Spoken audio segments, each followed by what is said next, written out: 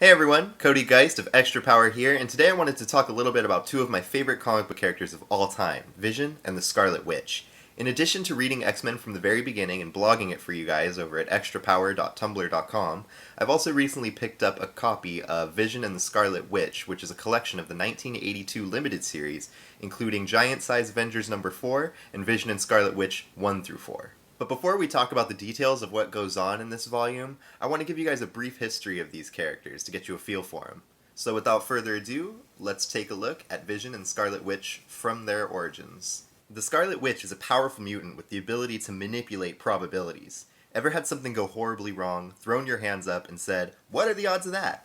Well, that's pretty much what she can make happen whenever she wants, but with unpredictable and sometimes devastating results. As anyone following my blog Extra Power would know, she was created by Stan the Man Lee and Jack the King Kirby in 1964, making her first appearance in X-Men issue number 4, where she and her brother Quicksilver are working for Magneto and his Brotherhood of Evil Mutants. Scarlet Witch is indebted to Magneto for saving her from an angry mob of villagers accusing her of being a witch based on her mutant power to manipulate her environment. But we see on multiple occasions that she does not always agree with the aggressive and often merciless methods through which Magneto achieves his goals. Because of this internal conflict that she and her brother share under Magneto's leadership, it's not long before they declare their debt to Magneto repaid and leave the Brotherhood to join forces with Captain America and his band of Avengers in Avengers issue number 16. It's in the pages of this classic series that she would meet Vision, a synthezoid created by villainous Ultron using the body of the original Human Torch, no, not Johnny Storm, and the brainwaves of a deceased Wonder Man, a man who sought to take down his business rival Tony Stark by being ionically enhanced with the help of Baron Zemo, but ended up helping the Avengers in the struggle against Zemo instead, losing his life in the process. It would later be revealed that he hadn't actually died, but with everyone believing that he did, Iron Man had preserved his brainwaves in case one day he could somehow be revived. This would be the data that Ultron plants into the original Human Torch's android body to give birth to Vision in Avengers issue number 57, 1968.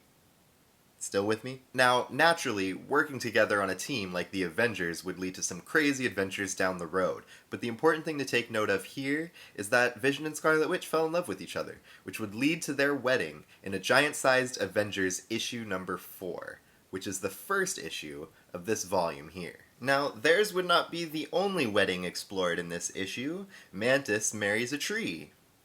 But that doesn't matter right now.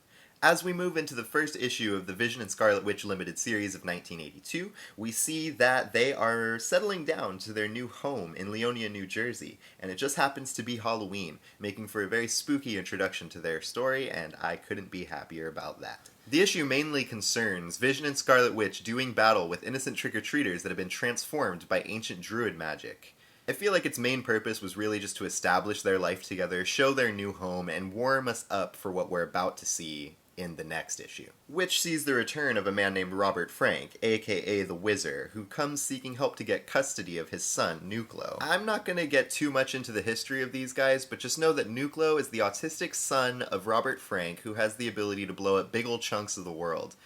He's left in special care of a laboratory, and the head scientist there is actually evil and ends up taking off the Vision's arm. When Vision reaches through him and tries to defeat him, there's like nuclear energy inside, but let's just move on.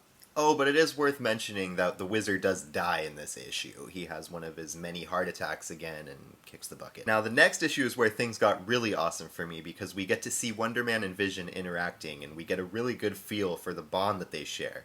You know, since their brainwaves are the same, essentially, even though Vision has kind of taken this humanity and made it his own, therefore developing his own personality. We get to see Vision as an android and as a man in this issue, as he really starts to accept the pain that comes with being a human and taking part in the world around him. There's some awesome writing here by Bill Mantlo. I love a lot of the inner monologue that he gives to Vision, and I'm just a sucker for androids with feelings. What can I say? It's my shit. You know what's also my shit?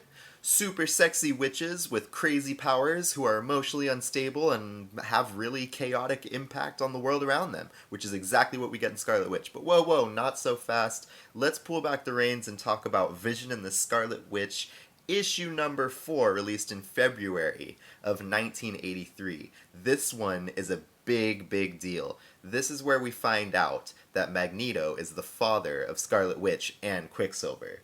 It's where he finds out, and where they find out, and where we are just fucking amazed. Now, Scarlet Witch and Quicksilver's mother was a woman named Magda, who left her children in the care of Bova, a cow lady, after she was frightened away by Magneto's powers during the Holocaust. Yes, I know, a cow lady, what the fuck, but we're not going to talk about that right now, so let's just move on. So, long thinking that his children are dead, Magneto finally decides to pursue a part of his past that has yet been unexplored by us as the reader.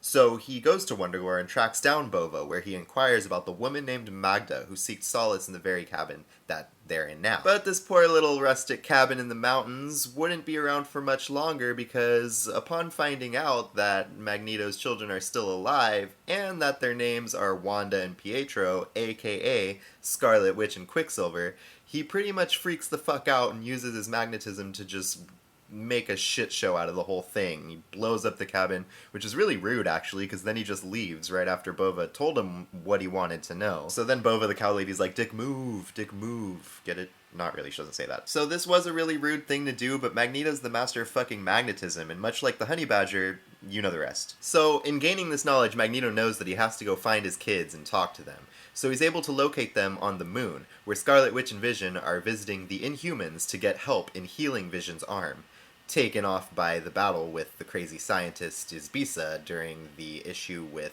Nuclear. The process works, Vision's healed, but the celebration, it doesn't last long, and it's not all sugar and roses, because sure enough Magneto gets there, and seeing him as an enemy, as they have for all these years, they prepare to fight him. But that's when he kind of drops the bombshell of his past and lets them know, hey, Luke, I am your father, essentially. Now, of course, at first they're shocked and find this hard to believe, but Wanda's just like, actually, Pietro, you do look a lot like him.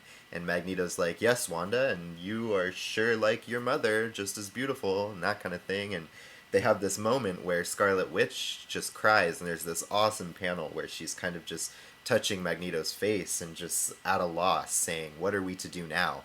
And that's actually how this issue closes and how this volume closes, with us just sitting there soaking it all in, and oh my god, I love it. So like I said before, I've been reading these Scarlet Witch and Vision adventures, in addition to the X-Men series, which I'm still blogging over at extrapower.tumblr.com. So if you like hearing me talk about things other than the X-Men for once in my life, please subscribe to this channel. There's inevitably going to be more. Like this video if you dug it, and please go follow my blog, extrapower.tumblr.com, for all your X-Men goodness. Thanks guys, see you next time.